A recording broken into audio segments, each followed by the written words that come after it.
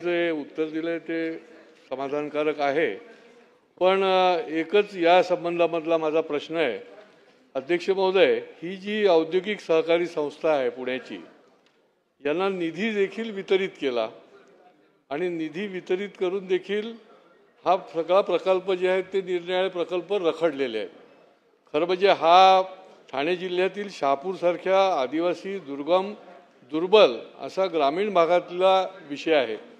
Mini डाळ आहे, rice mill, कुक्कुटपालन, शेळीपालन, शेड, हे सगळे प्रकल्प याच्यामध्ये रखडले आणि त्यामुळे अध्यक्ष महोदय, याच्यामध्ये या संस्थेने यापूर्वी देखील काही कामं केली असतील तर त्याची सखोल चौकशी करणार का? आणि दुसरं म्हणजे ही जी आधार औद्योगिक सहकारी संस्था आहे त्यांना ब्लॅकलिस्ट करणार का? अध्यक्ष महोदय, ह्या संस्थेला शहापूर, मुरबाड, भिवंडी येथील 32 सेल्फ हेल्प ग्रुप्सचा आर्थिकदृष्ट्या त्या महिलांना आर्थिकदृष्ट्या सक्षम करण्यासाठी हा प्रकल्प देण्यात आला होता।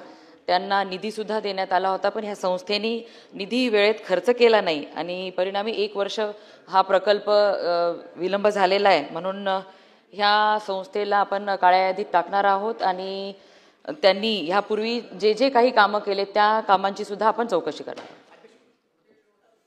अल्पावधीतच लोकप्रिय झालेला भारताचा बुलंद आवाज आपला Bharat channel subscribe, share, like आणि कमेंट्स करायला विसरू नका।